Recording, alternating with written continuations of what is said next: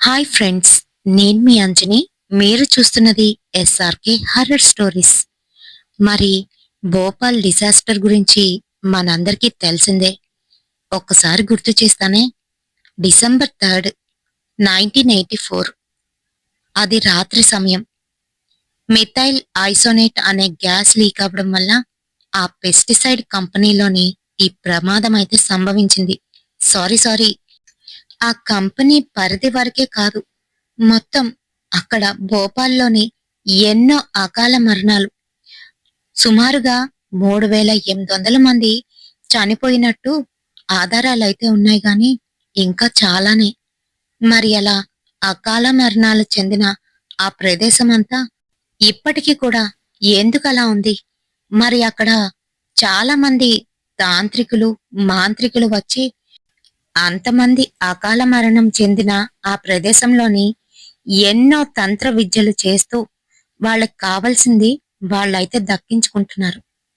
మరి అందుకనేనేమో ఇంకా అక్కడ ఏవో నెగటివ్ ఎంటిటీస్ ఉన్నాయని చాలా మంది చెప్తూనే ఉంటారు. అటు సైడు, అదే ఆ ప్లాంట్ సైడ్ అయితే ఎవరూ వెళ్ళడానికి ఆసక్తి చూపించరు.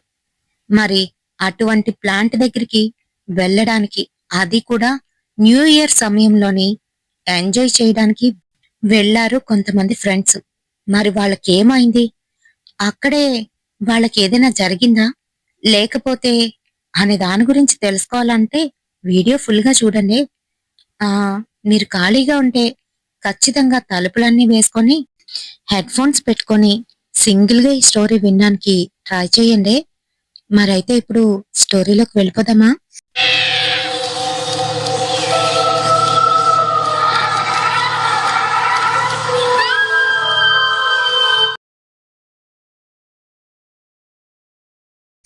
అది December 31 నైట్. అందరూ చాలా యాక్టివ్గా, ఎనర్జెటిక్గా నెక్స్ట్ ఇయర్ని ఎలా వెల్కమ్ చెయ్యాలి అని ఆలోచిస్తూ ఉంటే, మరికొందరేమో పబ్బులంట తిరుగుతూ, ఇంకొంతమంది ఇళ్లలోనే ఎంజాయ్ చేస్తూ ఇలా అయితే ఉన్నారు. అందరూ బిజీ, కోలాహలంగానైతే ఉంది ప్రతి రోడ్డు, ప్రతి ఏరియా.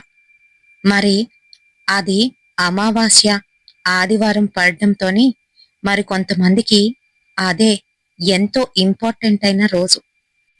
ఆ రోజు ఎన్నెన్నో చేస్తూ ఉంటారు.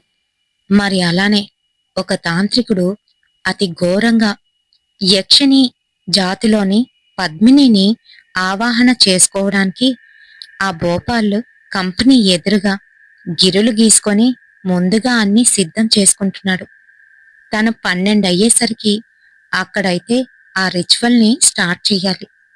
దానికోసం ముందుగాను అమ్మవారి, కాళీ అమ్మవారి కుంకుమనైతే చుట్టూ సర్కిల్లాగా గీశాడు. ఆ తర్వాత తన యొక్క రుధిరాన్ని, మూత్రాన్ని, ఇంకా తనకి సంబంధించిన కొన్ని అందులో మిక్స్ చేసి అది ఒక గీతలాగైతే గీశాడు. ఇకపోతే మూడవది, ఒక నల్ల కోడినైతే పట్టుకొని వెళ్ళాడు. దాని పీక అక్కడే తెగ కోసి దాని రక్తాన్ని చుట్టూ ధారగా పోసి ఆ మధ్యలోని కూర్చున్నాడు.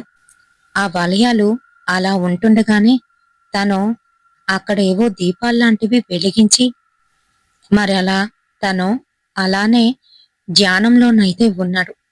మరోపక్క ఆ రోజు 31 నైట్ అవడంతోని చాలా హ్యాపీగా ఎంజాయ్ చేస్తూ కొంతమంది టీనేజర్స్ ఒక క్లబ్లోనైతే డాన్స్ వేస్తున్నారు. ఈలోగా సంజయ్ మీనా చెవు దగ్గరికి వచ్చి ఏదో చెప్పేసరికి మీనా చాలా ఎగ్జైటెడ్ గానైతే ఫీల్ అయింది. అవునా, సరే, ఖచ్చితంగా నేను వస్తాను, మన ఫ్రెండ్స్ అందరికీ కూడా చెప్పేసేయ్ అని అంటుంది. హే గాయ్స్, మీరందరూ ఒకసారి ఇలా వస్తారా అంటూ వాళ్ళని పక్కకైతే తీసుకువెళ్ళాడు. ఈరోజు 31 నైట్, పైగా ఈరోజు మనం ఏదైనా థ్రిల్లింగ్ గా చేద్దాం. ఇలా ఇక్కడ ఎంతసేపని డాన్స్ వేస్తూ తాగుతూ కూర్చుంటాం. అలా బయటకు వెళ్ళి సిటీలోని, అదే మన భోపాల్లోని జరిగిన డిజాస్టర్ మీకు తెలుసు కదా, ఆ కంపెనీకి వెళ్దాం. అక్కడ చాలా మంది ఏవో నెగటివ్ ఎంటిటీస్ ఉన్నాయి అని అంటున్నారు. వాటి గురించి తెలుసుకుందాం. ఎక్స్‌ప్లోర్ చేద్దాం. అసల ఆ కంపెనీలో ఎలా ఉంది? దాని గురించి చూద్దాం. ఓకేనా?" అని అంటున్నాడు. ఆ మాటలు వినగానే అక్కడ ఉన్న కపిల్ అయితే, "నీకేమైనా పిచ్చి పట్టిందా? అలాంటి ప్రదేశానికి వెళ్దామంటావేంటి?" అని అంటూ ఉంటే, పంకజ్ కూడా దానికి వత్తాసు పలుకుతూ, "అవును నిజమే. వీళ్ళతోనే నో ఛాన్స్. అక్కడికి వద్దు" అని అంటున్నాడు. కానీ మీనా, రోష్ని, కవిత మటుకు అస్సలు ఒప్పుకోవట్లేదు. వెళ్దామంటే వెళ్దాము. సంజయ్ మంచి ప్లాన్ ఇచ్చాడు అని అంటున్నారు. మీకు అర్థం కావట్లేదు. అది అది అసలు మంచి ప్లేసే కాదు. అందులోకి ఈ టైంలోనా? నో వే అని పంకజ్ అంటూ ఉంటే సంజయ్ మటుకు వెనకాతల నుంచి వచ్చి, ఏంట్రా నోవే అంటున్నావు? నీకన్నీ భయమే. వీడొక పెద్ద పిరికి పంద. వీడి మాటలు నమ్మేమంటే అంతే సంగతులు అని అంటూ ఉంటే కపిల్ ఏదో చెప్పబోతుంటే రోషిని అయితే చేయి పట్టుకుంది. కపిల్ వెళ్దాం ప్లీజ్ అని అంటుంది. కపిల్ రోషిని అప్పటికే రిలేషన్లోనైతే ఉన్నారు. మరి వాళ్ళు కూడాను అంటే సంజయ్ మీనా ఇంకా పంకజ్ కవిత అన్నమాట. అయితే సరే వెళ్దాంరా, రోషిని వెళ్దాం అంటుంది అని అంటున్నాడు. "ఉహుం, రోషిని చెప్పిందని అక్కడికి వెళ్ళిపోదాం అంటున్నావు. వద్దురా బాబు, నీకు కూడా దాని గురించి తెలుసుగా" అని అంటున్నాడు పంకజ్. "లేదురా, పాపం తను వెళ్దాం అంటుంది. వెళ్ళి తొందరగా వచ్చేద్దాం" అని ఏదో నచ్చ చెప్తున్నాడు. సరేనని వీళ్ళందరూ ఆ ప్రదేశానికి వెళ్ళేసరికే అక్కడ ఆ యువకుడు, ఎవరైతే తాంత్రికుడున్నాడో, అప్పుడే తన పూజ కోసం అన్ని సిద్ధం చేసుకొని ఆ వలయంలోనైతే కూర్చున్నాడు. అది మరి 41వ రోజు. ఆ రోజునే పద్మిని తన ఒళ్ళోకైతే వచ్చి చేరబోతుంది. మరి అలాంటి సమయంలోని వాళ్ళైతే అక్కడి నుంచి వస్తున్నారు. అది చూడగానే తనకి ఏం చెయ్యాలో తెలియలేదు. వెళ్ళిపోదామా అంటే అప్పటికే సమయం అయిపోయింది. ఇంక 12 అయ్యేసరికి తను అక్కడ మళ్ళీ ఆ మంత్ర జపం అయితే చేస్తూ ఉండాలి. మరైతే తన శక్తులన్నీ ఉపయోగించి వారిని అక్కడ లేకుండా తరిమి కొట్టాలి అని అనుకున్నాడు. ఒక వాచ్‌మ్యాన్ లాగా అక్కడే కూర్చొని అటు ఇటు చూస్తున్నాడు, ఏం మాట్లాడకుండా. అక్కడ తను అలా దీపాలు పెట్టుకొని వలయాల్లో కూర్చుండేసరికి దూరం నుంచి వస్తున్న వాళ్ళైతే అతన్ని చూశారు. వెంటనే బైక్స్ అయితే ఆపేశారు. "రేయ్! ఎవరో అక్కడ ఉన్నార్రా" అని అంటున్నారు. "అవును, మరందుకనే ఇటుపక్కకి రాకూడదు. వెళ్ళిపోదాం పదండి" అని అంటున్నాడు కపిల్. "ఇక్కడి వరకు వచ్చాం కదా, లోపలేముందో ఏం జరుగుతుందో చూసేసి వచ్చేద్దాం" అని మీనా అయితే అంటుంది. దానికి రోషిని కూడా, "అవునరా, నిజమే. మనం మరొక వే ఉంది కదా, ఆ గేట్ నుంచి వెళ్దాం" అని అంటుంది. సరే ఇంకా వీళ్ళందరూ తనకి కనిపించకుండా మరో వే నుంచైతే ఆ ప్లాంట్లోకి దూకేశారు. అది చూసిన తాంత్రికుడు తనలోని ఒక 2 శక్తులను తీసి తనకి కాపలాగాయనైతే పెట్టుకున్నాడు. తనకు పూజ చేయడానికి ఇంకా 3 నిమిషాలైతే ఉంది. తనన్నీ సిద్ధం చేసుకొని మధ్యలోనే అలా ఆసనం వేసుకొని కూర్చున్నాడు. ఈలోగా వీళ్ళు మరొక గేట్ నుంచి లోపలికైతే వెళ్లారు. అంతే మరి. ఒక్కసారిగా అక్కడ ఏంటో తెలియని ఒక ఎనర్జీ వాళ్ళైతే ఫీల్ అవుతున్నారు. కపిలు ఇంకా, "నేను లోపలికి రాను, ఇక్కడే ఉంటాను. నాకెందుకనో ఈ ప్లేసు మంచిది కాదనిపిస్తోంది" అంటూ అక్కడే నించుండిపోయాడు. తనతో పాటు పంకజ్ కూడా అక్కడే ఉండిపోయాడు. "మీరు వెళ్తే వెళ్ళండి, మేం మటుకు రాము" అంటూ భయపడిపోతూ అక్కడే ఉండిపోయారు. సంజయ్ ఎన్ని రకాలుగా చెప్పినా, మీనా చెప్తున్నా కూడా వాళ్ళైతే వినలేదు. మరి కపిల్ అయితే హనుమాన్ చాలీసా చదవడం అయితే మొదలుపెట్టాడు. ఈలోగా న్యూ ఇయర్ కౌంట్ డౌన్ అయితే స్టార్ట్ అయింది. దూరం నుంచి వీళ్ళకి సిటీలోని అందరూ కూడాను టపాసులు కాల్చడం, ఇంకా గట్టిగా అరవడం అయితే వినిపించింది. వాళ్ళు కూడా ఒకరికి ఒకరు న్యూ ఇయర్ విషెస్ అయితే చెప్పుకున్నారు.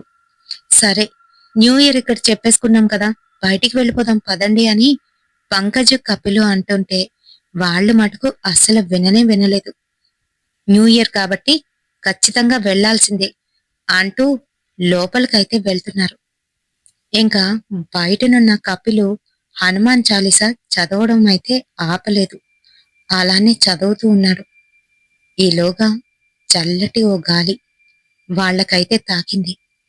లోపలంతా నిర్మానుష్యంగా, చిమ్మ చీకటిగా, పైగా ఏదో దుమ్ము ధూళి ఎగురుతున్నట్టు డస్ట్ పార్టికల్స్ అయితే కనిపిస్తున్నాయి. మరి ఇంకొంచెం లోపలికి వెళ్లారో లేదో దూరం నుంచి ఎవరో ఏడుస్తున్నట్టు, గట్టిగా అరుస్తున్నట్టు వీళ్ళకి శబ్దాలైతే వినబడటం మొదలయ్యింది. అంతే మరి. నలుగురు భయపడినా కూడా ధైర్యంగా లోపలికి వెళ్ళి అసలేం జరుగుతుంది, ఎవరున్నారు అని తెలుసుకోవడానికి ఆసక్తిగానైతే వెళ్తున్నారు. మరోవైపు అక్కడ కూర్చున్న తాంత్రికుడి చుట్టూ కూడాను సుడిగుండంలాగైతే లేచింది. తన మీద ఏవో పాకుతున్నాయి. తన చెవుల్లో నుంచి గింగిరాలు కొట్టేటట్టు గట్టిగా శబ్దాలైతే వినబడుతున్నాయి. ఎందుకు చేస్తున్నావు? లే, వెళ్ళిపో, నువ్వు చస్తావు, నీ దగ్గరికి నేనొచ్చానంటే నన్ను చూసే నువ్వు చస్తావు అని మాటలైతే వినబడుతున్నాయి. మరో పక్క నుంచి కుక్కలు, నక్కలు ఏడుస్తున్నట్టు, ఏవో తనని వచ్చి పీకుతున్నట్టు తనకైతే అనిపిస్తుంది. అయినా కూడా ఏమాత్రం చెల్లించకుండా అలానే కూర్చున్నాడు. పూర్తిగాను తను ధ్యానంలోనైతే ఉన్నాడు. మరోవైపు లోపలికి వెళ్ళిన వాళ్ళ నలుగురు కూడాను అక్కడ ఏవో ఉన్నాయని అర్థం చేసుకున్నా తిరిగి వెనక్కి రాకుండా మొండిగా లోపలికైతే వెళ్ళిపోతున్నారు, వాళ్ళ సెల్ ఫోన్ ఫ్లాష్లు ఆన్ చేసుకుంటూ. ఈలోగా కవిత, కవిత అని ఏడుపుతో కూడిన ఒక పిలుపు అయితే వినపడింది. వెంటనే కవిత వెనక్కి తిరిగి చూసింది. దూరంగా ఒక కాకి యూనిఫాంలోని ఒక మనిషి అయితే కనిపిస్తున్నాడు. కవితని రమ్మని పిలుస్తున్నాడు. ముందుగా వెళ్ళిపోతున్న రోష్ని, ఇంకా సంజయ్, మీనా కవితనైతే చూడలేదు. కవిత వెనక్కి తిరిగి ఆ మనిషి దగ్గరికి అయితే వెళ్తుంది. మరికొంచెం దూరం వెళ్ళిన తర్వాత అక్కడ ఆ మనిషి అయితే కనిపించడం లేదు. అప్పుడైతే స్పృహలోకి వచ్చింది కవిత.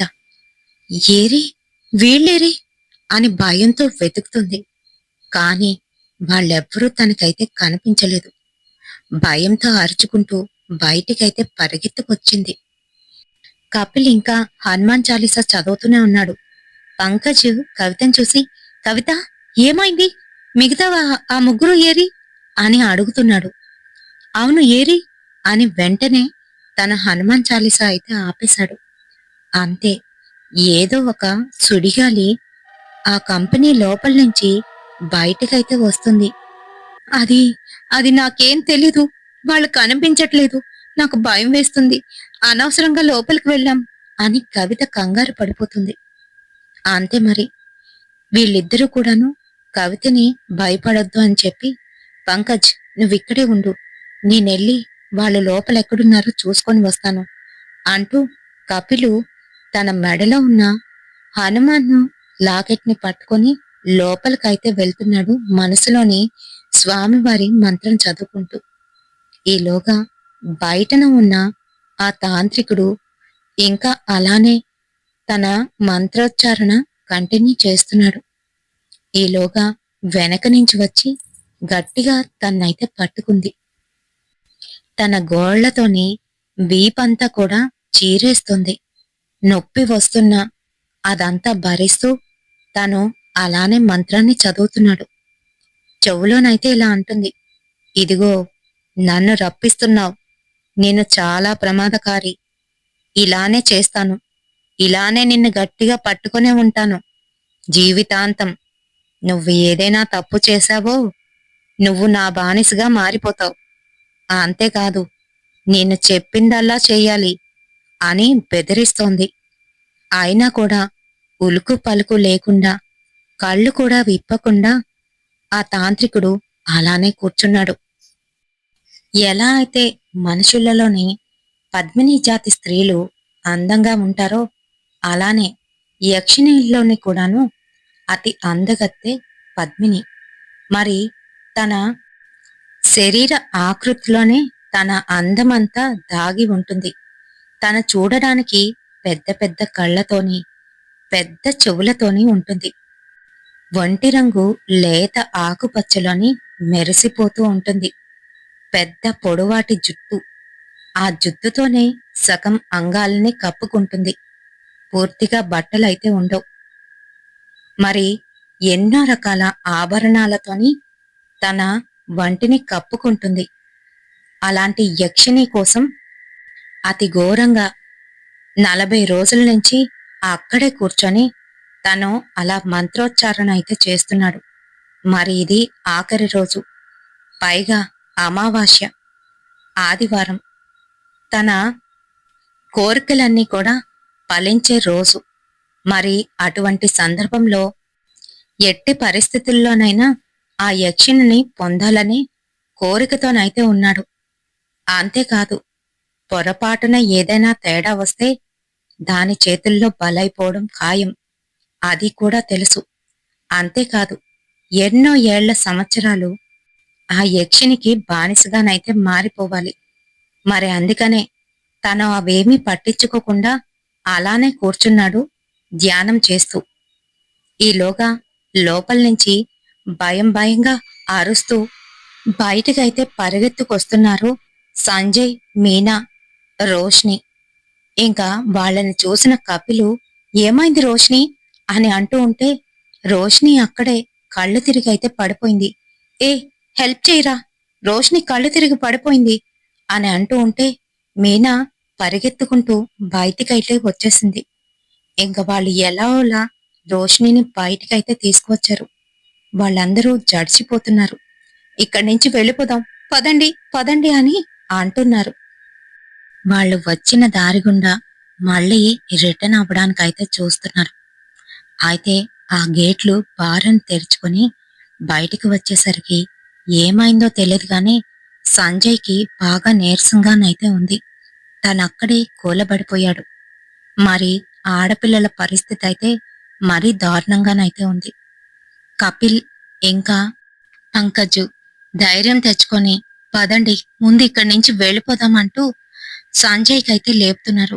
సంజయ్ ఒక్క క్షణం ఆగరా, నాకు ఎందుకనో బాగా ఇబ్బందిగా ఉంది అంటూ అక్కడే కూర్చున్నాడు. మీనా దగ్గరికి వెళ్ళి సంజయ్ పద వెళ్ళిపోదాం, ఇక్కడ ఉండొద్దు అని చెప్తుంది. అయితే మరి కవిత మటుకు ఎందుకనో మరోవైపు అయితే చూస్తుంది. కవిత చూడడానికి చాలా అందంగా, అదే ఎలా అయితే పద్మిని జాతి స్త్రీలు ఉంటారో అలా అయితే ఉంటుంది. పొడవాటి జుత్తు, ఇంకా పెద్ద పెద్ద కళ్ళతోనైతే ఉంటుంది.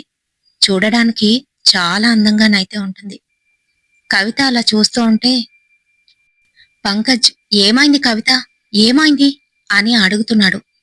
పంకజ్ కాసి కోపంగానైతే ఎర్రటి కళ్ళతోనే చూసింది. ఏంటి, నీ కళ్ళు అంత ఎర్రగా ఉన్నాయి అని అడుగుతూ ఉంటే దానికైతే సమాధానం చెప్పలేదు. మరి ఎలాగోలా అక్కడి నుంచి ఆ ఆరుగురు కూడాను వాళ్ళ వాళ్ళ బైక్స్ మీద రిటర్న్ అయితే వచ్చేశారు. మరోవైపు తెల్లవారుజాము అవుతుంది. అదే అది 4, 3:30 మధ్య ప్రాంతం. ఆ సమయంలోని ఒక్కసారిగా ఏదో ఒక చల్లటి గాలి అక్కడ కూర్చొని మంత్రాలు చదువుతున్న ఆ తాంత్రికుడి వైపు అయితే వచ్చింది. తన చెవు దగ్గర గట్టిగా ఒక అరుపు అయితే వినిపించింది. ఆ తర్వాత ఒక మృగం వచ్చి తనని అక్కడి నుంచి లేవమని తోస్తున్నట్టుగానైతే అనిపించింది ఆ తాంత్రికుడికి. అంతే, ఒక్క క్షణంలో ఏం జరిగిందో తెలీదు. తన చెవులోకి ఏదో ఈగపోయినట్టుగా అనిపించింది. ఒక్క క్షణం తన మంత్రోచ్చాటన ఆపేసి భయపడినట్టుగానైతే అయ్యాడు. అంతే మరి, గట్టిగా నవ్వుతూ యక్షిని అక్కడైతే వచ్చి నించుంది. ఏంటి, నన్నే పొందుదామనుకున్నావా? నన్ను పొందాలంటే నువ్వు అదృష్టం చేసుకోవాలరా నరుడా అంటూ తన పళ్ళని కోరలుగానైతే మార్చేసింది. తన శరీర ఆకృతి అంతకంత చూస్తుండగానే పెద్దదిగా మారిపోయింది. అంతేకాదు, లేత ఆకుపచ్చ రంగులో ఉన్న తన శరీరం ఇప్పుడు ముదురు ఆకుపచ్చ రంగులోనైతే మారిపోయింది. తన చెవులు చాటల్లాగా మార్చి ఆ వలయంలో కూర్చున్న ఆ తాంత్రికుడు మెడని గట్టిగా పట్టుకొని గట్టిగా పిండేస్తుంది. అంతే, నవరంధ్రాల్లో నుంచి రక్తం కక్కుకొని అక్కడికక్కడే మరణించాడు తాంత్రికుడు. మరోవైపు వీళ్ళు ఇళ్లకైతే చేరుకున్నారు. వాళ్ళుంటున్నది పీజీల్లోనే. ఎందుకనంటే వారందరూ కూడా వేరొక స్టేట్స్ నుంచి అయితే వచ్చారు. కేవలం పంకజ్, కపిల్ మాత్రమే ఆ స్టేట్ వాళ్ళు. అయితే వాళ్ళందుకనే భయపడుతూ అక్కడికి వెళ్ళకూడదు అని చెప్పారు. అయినా వీళ్ళు వినిపించుకుంటేనే కదా అక్కడికైతే వెళ్లారు. ఇప్పుడు ఇక్కడితో స్టోరీ అయిపోతుందేమో అని అనుకోవద్దు. ఇక్కడి నుంచే అసలు కథ మొదలయ్యింది. అందరికీ ఒళ్ళు నొప్పులు పీకుతున్నాయి. అసలు ఏం జరుగుతుందో వాళ్ళకేమీ అర్థం కాలేదు. వెళ్ళగానే అందరూ పడుకుని పోయారు. మరి రాత్రి అందరూ కూడాను ఎంజాయ్ చేశారు కదా, అందుకనే పడుకున్నారు అని అనుకుంటారు. కానీ అది కాదు. వాళ్ళ బడలిక మరో విధంగానైతే ఉంది. అందులోని కవితకైతే మరీను. తను ఒక్కరిదాయే వాళ్ళ దూరపు బంధువుల వాళ్ళ ఇంట్లోనైతే ఉంటుంది. అది కూడా వాళ్ళకి కొంచెం దూరంలో ఒక చిన్న ఇల్లు తీసుకొని. అయితే మరి తన రూమ్కి వెళ్ళగానే రూమ్లోకి వెళ్ళి తలుపేసుకుంది. తను ఎక్కడికి వెళ్తుంది, ఎప్పుడొస్తుంది వాళ్ళకి అనవసరం. కేవలం తన ఇంటికి వచ్చిందా లేదా అనేది మాత్రమే చూస్తారు. తెల్లవారింది. కపిల్ నార్మల్గానే ఉన్నాడు. అలానే పంకజ్కి కూడా ఎటువంటి ప్రాబ్లం అయితే లేదు. వాళ్ళిద్దరూ ఎప్పట్లానే ఫోన్లు అయితే చేసుకున్నారు. రేయ్ పంకజ్, ఎలా ఉంది నీకు అని కంగారుగా అడుగుతున్నాడు కపిల్. నాకు బానే ఉంది. ఇందాకల నుంచి నేను కవితకి కాల్ చేస్తున్నాను, తను లిఫ్ట్ చేయట్లేదు అని భయంగానైతే చెప్తున్నాడు. అవును మరి, తను ఉంటుందేమో వాళ్ళ రిలేటివ్స్ దగ్గరలోని. వాళ్ళేమైనా వచ్చారేమో, పోనీలే మళ్ళీ తర్వాత ట్రై చెయ్యి అని చెప్తున్నాడు. అంతేనంటావా? అదే అయ్యుంటుందిలే, అంత మంచి జరగాలనే అనుకుందాం అని అనుకుంటున్నాడు. ఈలోగా కవిత తన రూంలోనే ఉంది. తన పొడుగాటి జుత్తుని ఎందుకనో కట్ చేసేస్తుంది. భయపడిపోతుంది. దూరంగా ఏదో చూసి వణికిపోతుంది. తన రూమ్ నిండా పొగలైతే వస్తున్నాయి. తన గోళ్ల నుంచి రక్తం అయితే వస్తుంది. తన జుత్తుని తన గోళ్లతోని గట్టిగట్టిగా గీక్కుంటుంది. మరో పక్క కత్తిరి తీసుకొని ఎక్కడ పడితే అక్కడ జుత్తుని కట్ చేసి వాటిని అక్కడే కాల్చేస్తుంది. అసలు అక్కడ ఏం జరుగుతుందో తనకే అర్థం కానట్టుగానైతే ఉంది. ఈలోగా సంజయ్ మీరాకైతే కాల్ చేశాడు. మీరా లిఫ్ట్ చేసి, సంజయ్ ఎలా ఉంది నీకిప్పుడు, ఆలోకేనా అని అడుగుతుంది. లేదు, నేను ఓకే కాదు. నాకు చాలా ఫీవర్గానైతే ఉంది. పైగా మాట్లాడితే కడుపులో తిప్పుతుంది. అక్కడి నుంచి వచ్చిన దగ్గర నుంచి వామిటింగ్స్ అవుతున్నాయి. నీకెలా ఉంది అని అంటున్నాడు. నాది అదే సిచ్యువేషన్. నాకు చాలా ఇబ్బందిగా ఉంది. నేనేమి తినలేకపోతున్నాను అని చెప్తుంది. మరో పక్క పడుకున్న రోషిని పక్కకి ఎవరో వచ్చి కూర్చున్నారు. తన జుత్తు నిమురుతున్నారు. కళ్ళు తెరిచి చూసేసరికి రోషిని పక్కనే ఒక నల్లటి ఆకారం వచ్చి కూర్చుంది. అది ఒక మగ మనిషిది. తన రోషినిని చూసి ఫిజికల్ గా అటాక్ చేయడానికైతే చూస్తోంది. రోషిని గట్టిగా అరిచి లేచి కూర్చుంది. అంతే, తన చుట్టూ ఎవ్వరూ లేరు. మీనా ఫోన్లో మాట్లాడుతున్నదయి భయపడుతూ, ఏ రోషిని, ఏమైందే నీకు అంటూ వచ్చింది. ఇక్కడ ఇక్కడ ఇప్పుడు ఎవరో ఉన్నారే అంటూ భయపడుతూ, తను చూసిందంతా కూడా చెప్తుంది. సంజయ్, నేను మళ్ళీ కాల్ చేస్తాను అంటూ కాల్ అయితే కట్ చేసేసింది. మళ్ళీ తనకి కడుపులో ఇబ్బందిగానైతే ఉంది. సరే సరే, నువ్వు జాగ్రత్త, ఒక్క నిమిషం అంటూ మళ్ళీ బాత్రూంకైతే వెళ్ళిపోయింది. అంతే, వీళ్ళ పరిస్థితులు 2 రోజులైనా కూడా మారలేదు.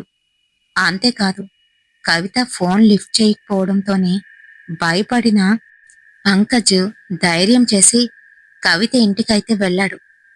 కవిత డోర్ కొడుతూ ఉంటే ఎంతకీ తెరవడం లేదు. కవిత, ఏమైంది కవిత? ఎందుకు నా ఫోన్ లిఫ్ట్ చేయడం లేదు? తలుపు తీ కవిత అంటూ విండోలో నుంచి చూస్తూ కవితనైతే పిలుస్తున్నాడు. దూరంగా విండోలో నుంచి చూస్తే ఓ మూల కూర్చొని తన తల తన కాళ్ల 2 మధ్యలో పెట్టి ఏడుస్తూ కనిపిస్తుంది కవిత. భయపడిపోయాడు.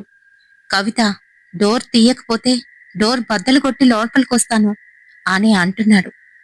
ఈలోగా కవిత మెల్లగా నడుచుకుంటూ డోర్ అయితే ఓపెన్ చేసింది. అంతే, అక్కడున్న సీన్ని చూసి భయపడిపోయాడు. అక్కడంతా తన జుత్తు. తను ఎంతో ఇష్టంగా పెంచుకున్న తన పొడుగాటి జుత్తుని చిన్న చిన్న పీసెస్ కింద కట్ చేసేసుకుంది. అంతేకాదు, తన చేతి వేళ్లలో నుంచి రక్తం వచ్చి గడ్డ కట్టి అలానే ఉన్నాయి. తను 2 రోజుల నుంచి స్నానం చేయలేనట్టే కనిపిస్తోంది. తన జుత్తుని సగం సగం కట్ చేసుకోవడంతో చాలా భయంకరంగా అక్కడ సిచ్యువేషన్ అయితే ఉంది. అంతేకాదు, అక్కడక్కడ కాల్చేసింది. అది చూసిన పంకజ్ భయంతోని ఇంకా కవితనైతే బయటికి తీసుకురావడానికైతే చూస్తున్నాడు. కాని కవిత గట్టి గట్టిగా అరుస్తూ, నేను రాను, నేనొస్తే నాతో పాటు అవి కూడా వచ్చేస్తాయి, నాతో పాటు అవి కూడా వచ్చేస్తాయని భయపడుతుంది. ఆ మాటలకి పంకజ్కి ఏమీ అర్థం కాలేదు. మరీలోగా తనైతే కపిల్కి కాల్ చేసి, ఇక్కడ సిచ్యువేషన్ చాలా సీరియస్గా ఉంది, నువ్వు ఒకసారి రారా అంటూ తన్నైతే పిలిచాడు. మరిద్దరూ కలిసి కవితని ఆ ఇంట్లో నుంచి బయటికైతే తీసుకువచ్చారు. హాస్పిటల్కి తీసుకువెళ్లి తనకి ట్రీట్మెంట్ అయితే ఇప్పిస్తున్నారు. మరి ఈలోగా సంజయ్కి కాల్ చేస్తే సంజయ్ లిఫ్ట్ చేసి, రే, నాకు అస్సలు బాలేదు, వీలైతే ఒకసారి మీరే రండ్రా అని చెప్తున్నాడు. మరి ఆ పీజీల్లో ఉన్నవాళ్ళు ఎవరు అంతగా పట్టించుకోరు. ఎవరు మటుకు వారే ఉంటారు. మరి తన సిచ్యువేషన్ అంతా విన్న కపిలు, సరేరా, నేను వస్తున్నాను మీ పీజీకి అంటూ తనైతే బయలుదేరాడు. ఇంకా పీజీకి వెళ్లి కపిలు సంజయ్ని అక్కడి నుంచి తీసుకొని హాస్పిటల్కి అయితే వచ్చేశాడు. ఈలోగా అక్కడికి మీరా ఇంకా రోషిని కూడా వచ్చేశారు. వాళ్ళ సిచ్యువేషన్ కూడా అస్సలు బాగోలేదు. మరి టాబ్లెట్లు వాడుతున్నంత కాలం బాగానే అనిపిస్తుంది కానీ మళ్ళీ వెంటనే అవి ఆపేయగానే వీళ్ళకి మళ్ళీ అదే సిచ్యువేషన్. అది డాక్టర్కి చూపిస్తే పోయేది కాదని కపిల్ అయితే గట్టిగా నమ్ముతున్నాడు. అదే విషయాన్ని వాళ్ళకైతే చెప్పాడు. రేయ్, అసలు ఆ రోజు అక్కడికి వెళ్ళడమే మనం చేసిన పెద్ద మిస్టేక్. సరే, ఇప్పటికైనా నా మాట వినండి. మా పీజీ దగ్గరలోని ఒక హనుమాన్ టెంపుల్ అయితే ఉంది. అక్కడికి వెళ్దాం. అక్కడ ఒక గురూజీ గారు నాకు బాగా తెలుసు. ఆయన ఏదైనా సొల్యూషన్ అడుగుదాం అని అంటున్నాడు. ఆ మాటలకి సరేనని అందరూ ఒప్పుకున్నారు గాని పడుకున్న కవిత మటుకు తను అసలు మాట్లాడలేదు. సరే, వీళ్ళందరూ కోలుకున్నారు గాని కవిత మటుకు ఇంకా అలానే ఉంది. పిచ్చి చూపులు చూస్తుంది. ఎవరో తన తలలోని చేతులు పెట్టి గీరుతున్నట్టు, ఇంకా తన తలని పూర్తిగాను కట్ చేసుకోమని చెప్తున్నట్టు తనకి చెవులోనైతే వినబడుతున్నాయని, పిచ్చెక్కుతుందని తనైతే మాట్లాడుతుంది. ఆ మాటలు విన్న వాళ్ళందరూ భయపడిపోయారు. వాళ్ళ పేరెంట్స్కి అయితే కాల్ చేశారు. మరి వీళ్ళు ఆ రోజే ఆ టెంపుల్కి కూడా వెళ్ళారు. అది ఒక పెద్ద హనుమాన్ టెంపుల్. మరి కపిల్కి తెలిసిన ఆ గురూజీ దగ్గరికి అయితే వెళ్లారు. ఆయన వీళ్ళందరినీ చూసి, నేను ఒక లాకెట్ ఇస్తాను, ప్రస్తుతానికి ఆ లాకెట్లు మీరందరూ వేసుకోండి, నేను దీనికి సంబంధించిన పూజ అష్టమి నాడు మొదలు పెడతాను. ఆ రోజు మీ అందరూ వచ్చి ఆ యాగంలోని పార్టిసిపేట్ చేస్తే చాలు అని చెప్పాడు. సరేనని వీళ్ళందరూ ఒప్పుకున్నారు. మరి ఆ లాకెట్ వేసుకున్న తర్వాత అందరికీ కాస్త నెమ్మదించింది. ఎటువంటి ప్రాబ్లం లేనట్టే అనిపించింది. అందరూ ఎవరి పీజీలకి వాళ్ళైతే వెళ్ళిపోయారు. మరి పంకజ్ మటుకు కవిత కోసం హాస్పిటల్లోనే ఉండిపోయాడు. ఈలోగా వాళ్ళ పేరెంట్స్ కూడా వచ్చారు. అసలేం జరిగింది అని గట్టిగా పంకజ్ని నిలదీయడంతోని వాళ్ళు చేసిన వెధవ పని గురించి అయితే చెప్పేశాడు. పంకజ్ని ఇంకా కవితని కూడా తిట్టారు. కవిత కాస్త నార్మల్ అవుతుంది. కానీ అప్పుడప్పుడు తన చేష్టలు మటుకు మానట్లేదు. అందుకనే ఖచ్చితంగా ఎవరో ఒకరు పక్కనైతే ఉండాల్సింది. అయితే కవిత వాళ్ళ అమ్మ నాన్న కవితని వాళ్ళ ఇంటికైతే తీసుకుపోయారు. అయితే హోమం రోజు రానే వచ్చింది. ఆ రోజు హోమంలోని కవిత ఫోటోని పెట్టి మనం పూజ చేద్దామని ఆ గురూజీ అయితే చెప్పారు. తను లేదు కాబట్టి తన ఫోటోని తీసుకువచ్చి అక్కడైతే పెట్టారు. అంతేకాదు, తనకి ఇచ్చిన లాకెట్టు తన మెడలోనే ఉండాలి అని చెప్పేశారు. మరి అందరూ హోమంలో కూర్చున్నారు గాని ఉన్నట్టుండి సంజయ్ కళ్ళు తిరిగి అయితే పడిపోయాడు. మీరా అక్కడే వామిటింగ్స్ అయితే చేసుకుంటుంది. ఇకపోతే రోష్ని తనకేదో అయిపోతున్నట్టు, ఎవరో తన దగ్గరికి వచ్చేస్తున్నట్టు ఫీల్ అవుతుంది. మరి కొంతసేపటికి ఆ హోమం అయితే పూర్తయింది. ఈలోగా కవిత ఇంటి దగ్గర నుంచి అయితే కాల్ వస్తుంది. కవితకి ఒంట్లో అస్సలు బాలేదని, తన సిచ్యువేషన్ చాలా దారుణంగా ఉందని హాస్పిటల్కి తీసుకెళ్తున్నామని వాళ్ళ పేరెంట్స్ అయితే చెప్తున్నారు బాధపడుతూ. ఏం కాదండి, కంగారు పడకండి. తన మెడలోని లాకెట్ ఉందిగా, ఆ లాకెట్ ని అసలు తీయవద్దు. ఇక్కడ కొన్ని రిచువల్స్ అయితే చేస్తున్నాం. దానివల్ల తనకి నయమైపోతుంది అని చెప్తున్నారు. కానీ అసలు విషయం ఏంటి అనంటే, తనకి అక్కడికి తీసుకువెళ్ళిన తర్వాత తనకి కొంచెంగా ఒంట్లో నలతగా ఉంటే మళ్ళీ టెస్టులు చేయాలి అని డాక్టర్లు తన ఒంటి మీద ఉన్న వస్తువులన్నీ తీయించినప్పుడు ఆ లాకెట్టు అక్కడే ఉండిపోయింది. రాత్రైతే చాలు కవిత గట్టి గట్టిగా అరవడం, కేకలు వేయడం, ఎక్కడికో పరిగెత్తి వెళ్ళిపోవడం, తన జుత్తుని పీక్కోవడం, ఇలాంటి పనులన్నీ చేస్తుంది అని వాళ్ళైతే చెప్పారు. అక్కడున్న గురూజీ గారు అదంతా విని, ముందు ఇమ్మీడియట్ గా ఇక్కడికి తీసుకురమ్మని చెప్పండి, లేకపోతే ఆ అమ్మాయి ప్రాణానికే అపాయమని చెప్పేశారు. అంతే. అది విన్న కవిత తల్లిదండ్రులు హుటాహుటిన ఆ ఊరి నుంచి ఈ ఊరికైతే తీసుకువస్తున్నారు.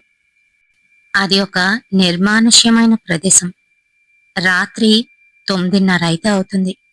ఆ సమయంలోనే ఫాస్ట్ గా కార్ అయితే వెళ్తోంది. ఏం జరిగిందో తెలీదు.